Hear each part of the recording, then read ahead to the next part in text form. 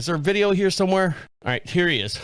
This is going to be great. So we're going to go to Hell Queen Cocktails and look at her TikTok video. So don't forget, for every podcast we have matching video over on YouTube. You can see the full podcast in its entirety over on our video podcast over on YouTube. So here we go. They're just going to charge you a 20% tip, which is what I was going to do anyways. And honestly, I might even give you a bigger tip than the 20% if I actually closed out. My bar adds on a automatic 20% gratuity if you walk out on your tab.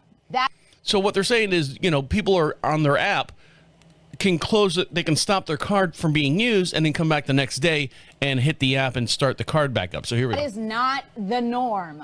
It is usually somewhere about 15 to 18%.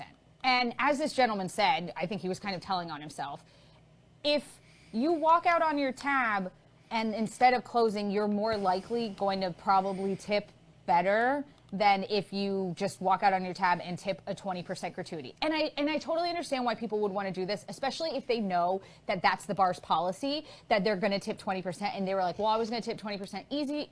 Anyway, it's a pain in the butt to go to the bar right now. It's really busy. Just to close out, like, whatever, the bartenders can do it at the end. Let me tell you the problem. Because normally I would agree with you. Tell me, girl. Until recently, I would have 100% be like, yeah, absolutely. You can't get to the bar. Go. It's easier for me to do it afterwards. I'd rather be making drinks, making more money than closing you out.